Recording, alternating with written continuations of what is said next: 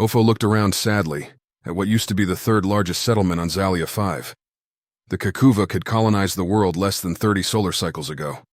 Not long by normal standards, but they were making good use of its mild climate and mineral wealth. But with success comes greed, and their longtime tormentors, the Gre'l. They'd attacked the colony within 2 of this planet's days. The main settlement managed to get off a distress signal before the Gre'l destroyed the subspace transmitter. Without that, the Kakuvuk colonists couldn't transmit to one of the other planets, let alone out of the system. Ofo had been studying the rings of the furthermost planet of the system when he received the distress call.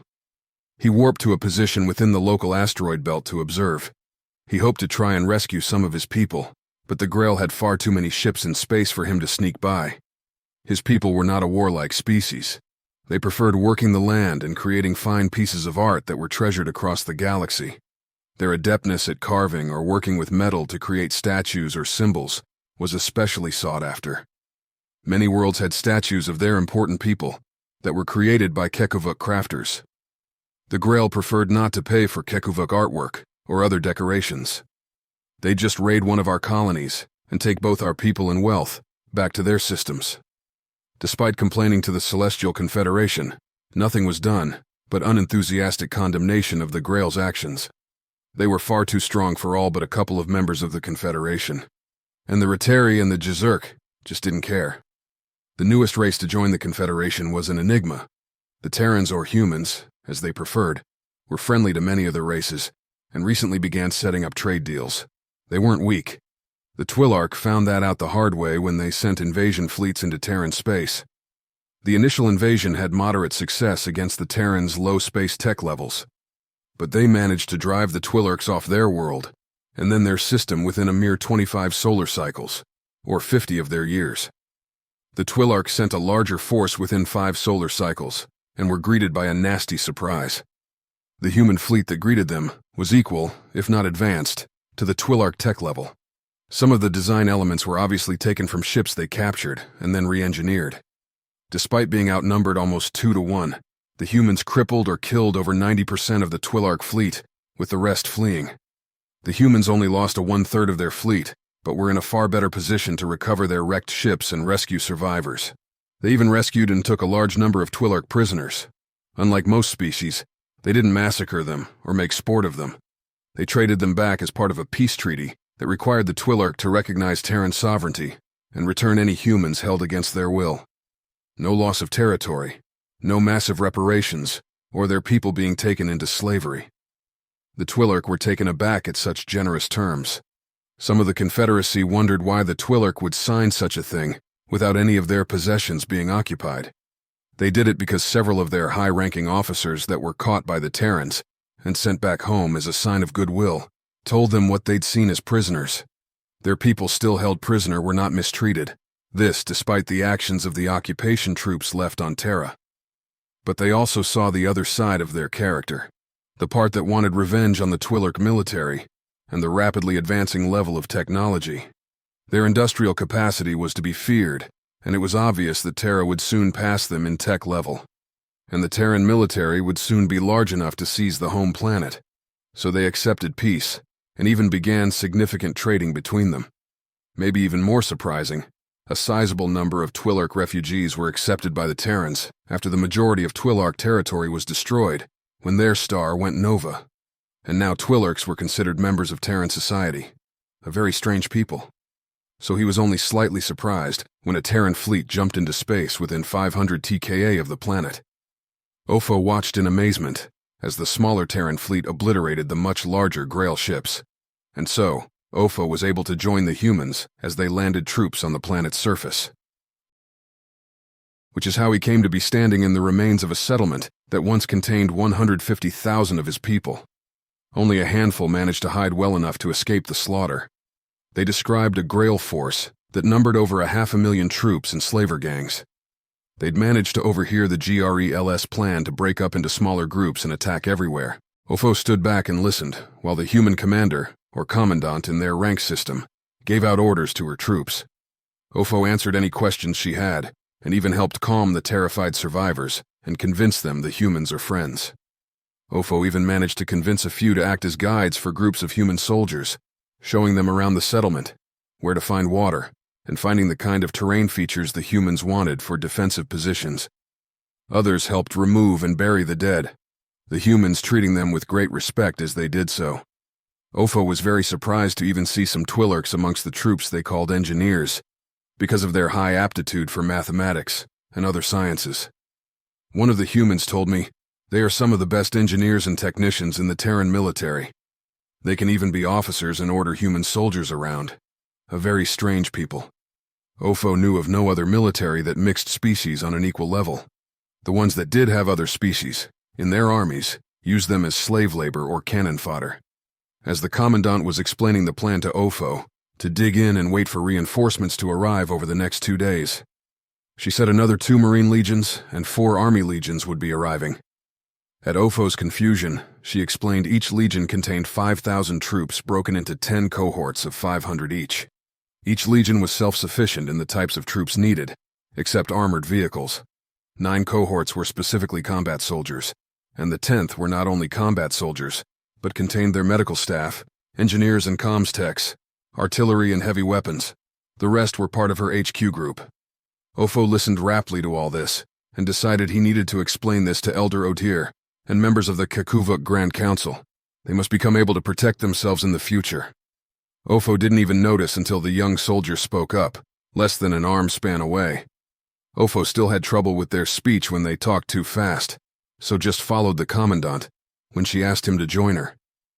They ended up at the settlement's public gathering building.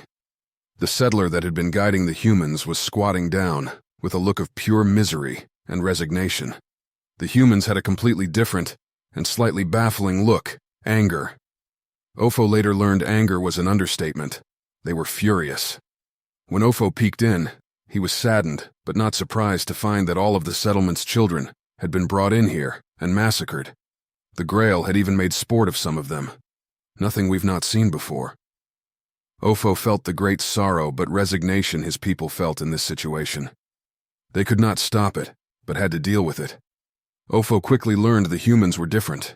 Murdering children was one of their greatest taboos, especially in warfare. Accidents happen and that does sadden them, but to do it deliberately, that is unforgivable. They call it a war crime, and they exact a harsh punishment on anyone, even their own people, that commit them. Ofo listened as the commandant gave orders for everyone to view this, and to prepare for action. The voice she used when she told a subordinate to find the closest group was so full of anger that Ofo actually backed up a step. Even as her troops viewed the horror, even the Twi'leks were angry, despite their own people having done similar things in the past. She began getting them ready for combat. Once the 3 cohorts she ordered had viewed the slaughter, she ordered them to suit up, she called it, and head for the dropships that had brought them to the planet. She also ordered some of what they called heavy weapons to join her. Crew served railguns, what they called mortars, and a rifle as tall as the soldier wielding it. They said it was to wreck things like big guns, vehicles, and some buildings. Each soldier was outfitted in a form of very strong ceramic armor that covered their torso, with separate pieces for their arms and legs. Their helmets covered most of their head and had a face shield that could cover their face. They had some sort of communication devices in the helmet and a way to see farther away or into the visual spectrum that, unlike us, normally could not. Those were joined together by something they called advanced Kevlar, not as strong as the ceramic pieces, but allowed excellent mobility. It was also able to resist more melee weapons and claws. Whether it could hold up to Gre'l talons, fangs, and their spiked tail is yet to be seen. They had a pair of retractable blades in the gauntlet of their dominant hand. They all had some other form of melee weapons. He recognized swords, but not the other types. They used a process that allowed them to cut through all but the strongest of the many forms of armor, carapaces, or other natural defense. Ofo was told it was a military secret when he asked how they made them so strong, to the point they self-destructed if handled by a non-human. The Twi'lek had their own version. Upon asking, he learned the other weapons were called war hammers, several different kinds of axes, war pick, and a spiked mace. They all looked like terrible things to be on the wrong end of. Their main weapon was some type of rifle that fired several different types of ammo. It also had some sort of retractable spike on the underside of the barrel. For some reason, They referred to it as a can opener. Ofo tried to explain that no one with any desire to live went into close combat with the Gre'l. Their size, their strength, their natural weapons, and their strong natural armor. The Commandant wasn't impressed, even with their nasty tails. She told me they had a creature that had a similar tail called a mega scorpion. She said some idiot was playing with the genetics of the smaller version and created a larger version. They just simply lopped off the tail as early as possible. A very, very strange people. Ofo was surprised to see the Commandant would lead this group and asked to go along. As long as he stayed out of the way, was the answer. A group of 10, 00 Gre'l, were attacking a settlement that was only 24 TKA away.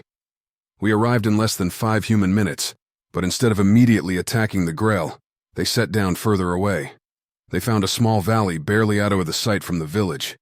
Despite being hugely outnumbered, one cohort of them trotted off to the settlement. The other 2 dug holes and trenches on either side of the valley and concealed them. I knew where they were and could hardly see them.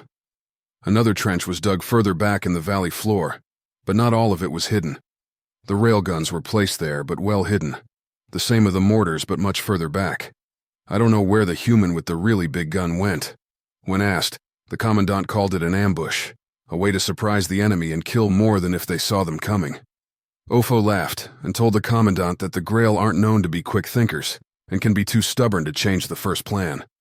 The smile the Commandant gave was very scary, like a large predator stalking its prey.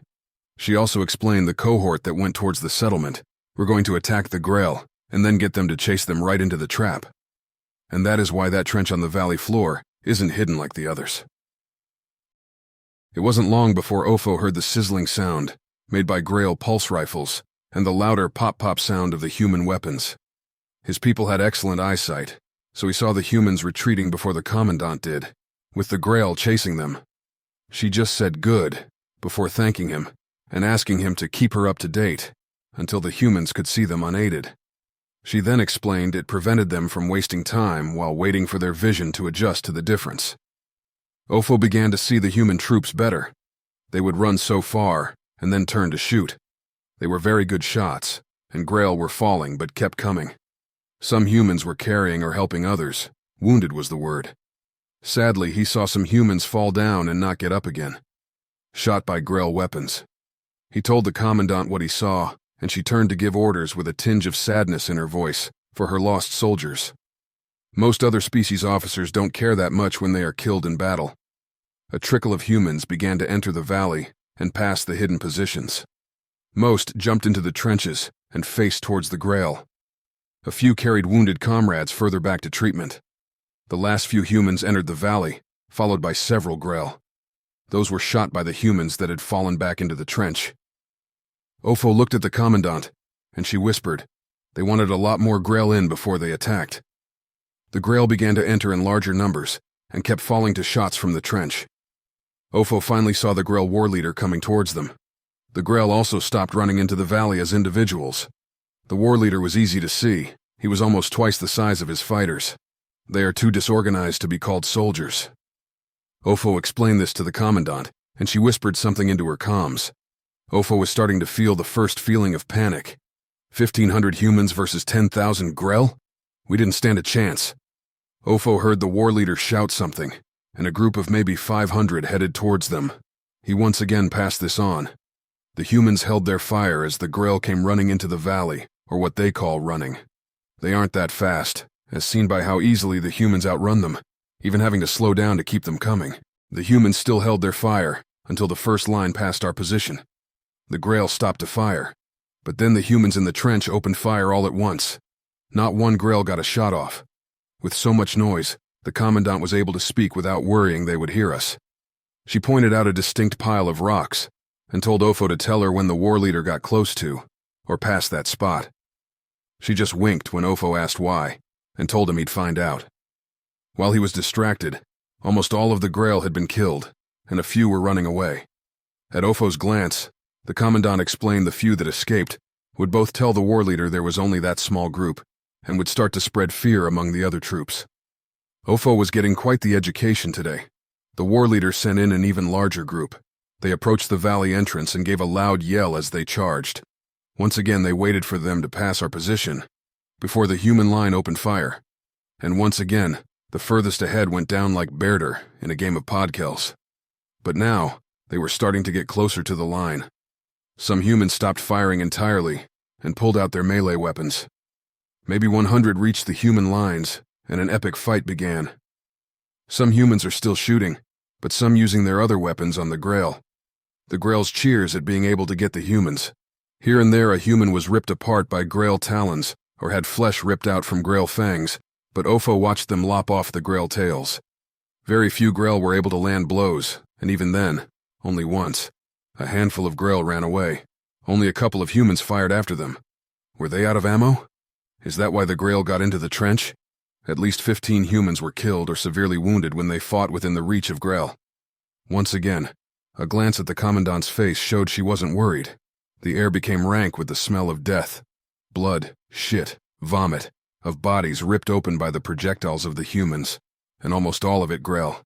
So far, the battle was heavily in favor of the humans. Around 1,700 Gre'l were dead or injured. The humans had less than 20 killed, and 3 too hurt to fight. But that still left a lot of Gre'l. This time, roughly 3,000 plus Gre'l advanced into the valley, then even marched in, not bothering to run because the humans were out of ammo. When only a dozen humans opened fire, you could see their confidence grow. They didn't even unsling their rifles. They wanted to rip the hate humans apart with their talons and fangs. They got closer to where the humans usually fired on them, but only 1 or 2 shots. A handful of humans even ran away. The rest readied their melee weapons.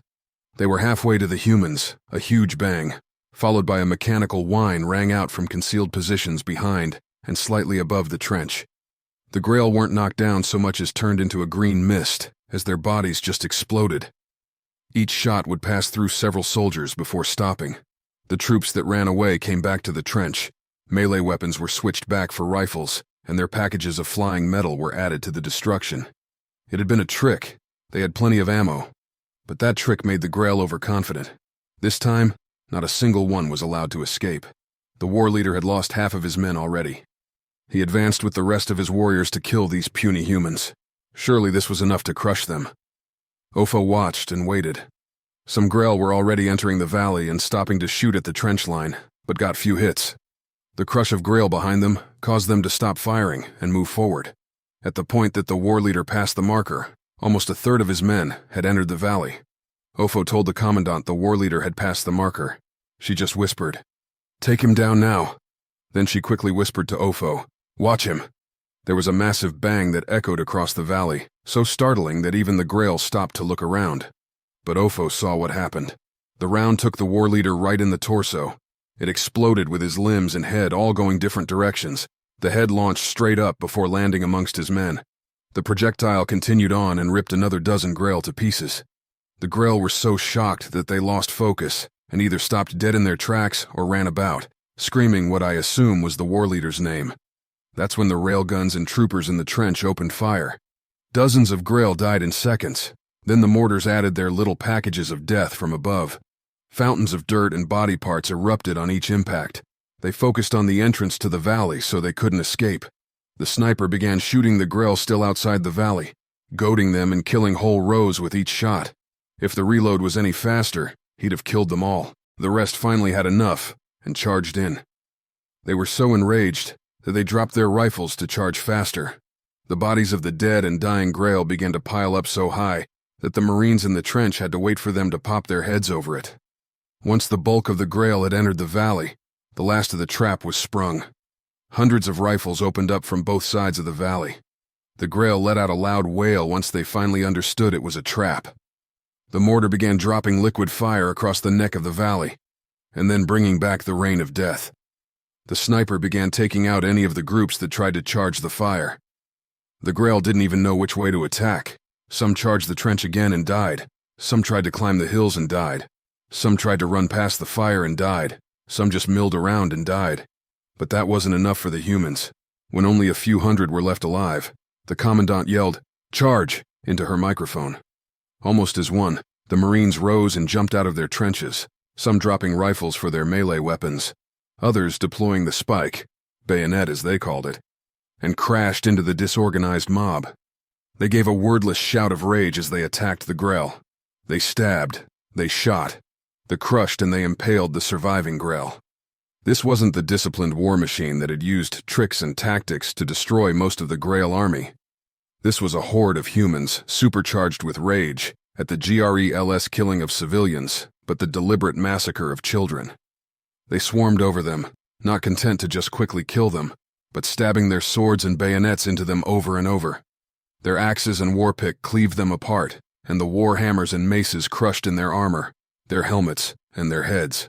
Some weren't even satisfied with that, but used the bladed weapons on their gauntlet to smash struggling Gre'l in the face over and over again. One human even pried open a Gre'l's crocodile-like jaw and ripped his lower jaw off before clubbing it to death with the butt of his rifle. The Gre'l never had a chance.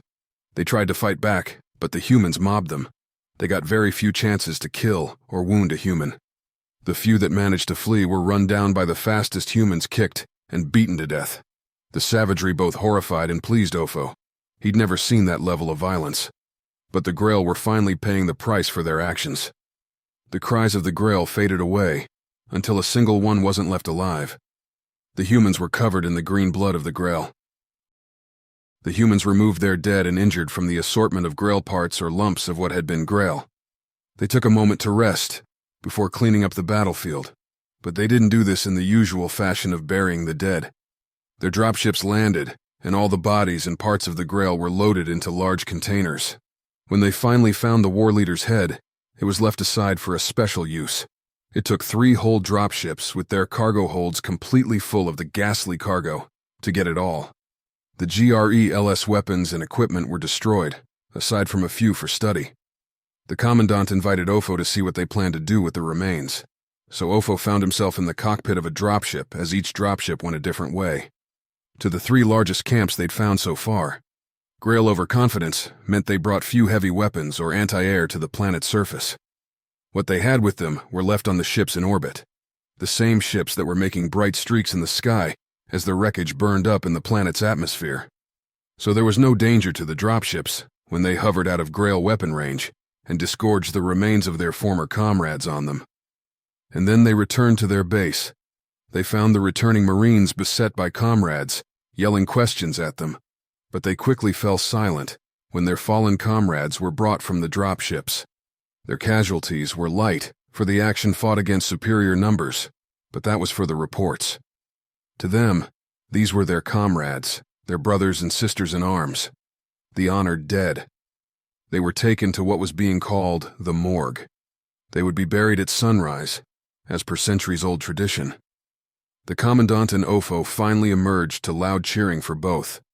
The returning Marines had told tales of his assistance in aiding the sniper to kill the war leader, but first to shower and change uniforms, then the military tradition of unexciting chow. Then they celebrated. Ofo's people even joined in the fun. The next battle could wait, and Ofo's request for volunteers to work with the Marines, just like he had done. Ofo and the Commandant had discussed this on the way back. Ofo finished his report for Elder Odir and members of the Kekuvuk Grand Council. Ofo finished with, "They are a very strange people, but they can become very good friends and allies. I recommend we strengthen our ties with them. I strongly recommend an official proclamation telling our people, never piss off the humans.